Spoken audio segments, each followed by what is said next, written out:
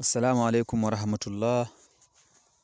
Jama'ar wannan duniya, barkanku da wannan lokaci, barkanku da sake kasancewa da mu a wannan gida namu mai ɗumbin albarka na mai takobin Yasin TV, wayanda Allah ya hore musu ya yassare musu yadda suke jujjuya Yasin launi-launi.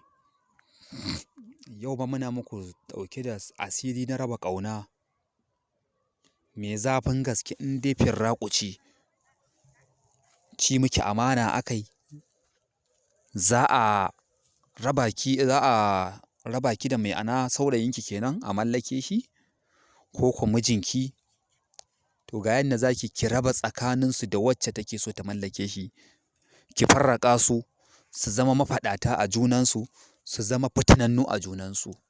Yadda ake wannan aiki shi ne muka zo muku da shi. Yadda ake wannan aiki shi ne, za a sami wannan katimi da muka zo muku da shi za a yi aiki. Don haka muka zo muku da katimin muka ɗora muku yadda za mu warware muku bayanan ciki, ku yi aikin ku aikata, ku samu nasara. Shi ne muka zo muku da shi. Mai takobin Yasin, na zo muku da yadda za ku sami waraka daga cikin wannan matsala naku na irin waɗannan fitinannun mutane, ko su zo muku unguwa ko kwa shago, kana zaune da ubangidanka mutum ya shigo maka ya taima munafunci yana so ya shigo ya raba ka da guri, to ga yadda za ka yi ka raba shi da ku da ubangidan.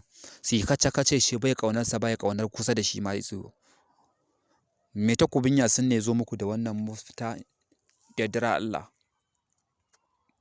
To wannan katimi da muka ɗora muku shi ake ɗauka a samu baƙar takarda da jar takarda da farar takarda. Za a rurrubuta, sai a sassaka sunayen wanda za a raba ɗin tsakaninsu duk a cikin wannan gu da muka bubbuɗa, sai a sa kai da gindi.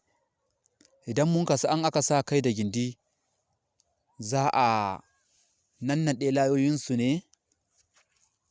In aka nannaɗe layunsu, to in aka naɗe layunsu, za a sa kowace laya a gaba, sai an karanta mata Yasin ƙafa 7 ne kawai.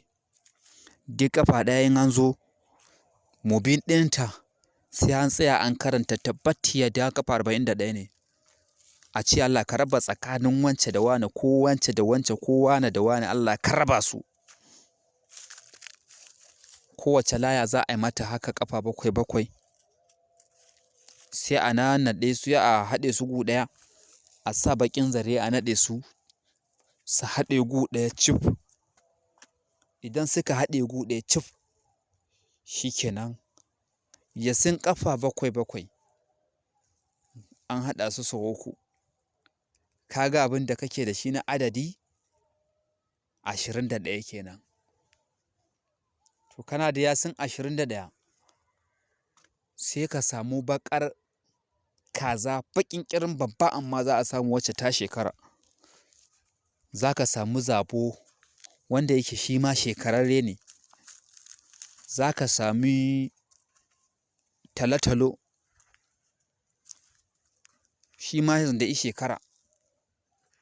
To su za a samu, sai a yanka su. In aka yanka su, sai a yayyanke kayuwan, sai a shanya ya bushe a ƙone. In ya toka sai a dake, sai a kawo abin nan, za a sawo man zaitun a zuba a kai, sai a kwaɓa.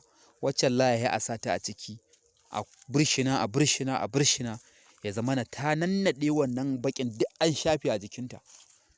Ya ce Allah yanna wannan abubuwa da muka niƙe kansu sun rabu da iyayen jikinsu. Allah ka raba tsakanin wance da wane, ko wane da wane, ko wance da wance. Sai ka zo ka tona rami, sai ka binne. Sai ka dawo gida ka kuma karanta Yasin kuma ƙafa 41. Magana ya ƙare. Babban abin da za ka zo ka yi sadaka da shi, shi ne za ka zo ka samu daddawa. In ya so ko magidanta ne za ka yi ƙulli-ƙulli mai ɗan yawa, wadda yake mutum za a bashi zai iya zuwa ya amfani da shi, ba kaman abin da zaka ci bane da zaka ɗauka ɗaya ka bi mutum. Wassalamu alaikum wa rahmatullah. Ka gama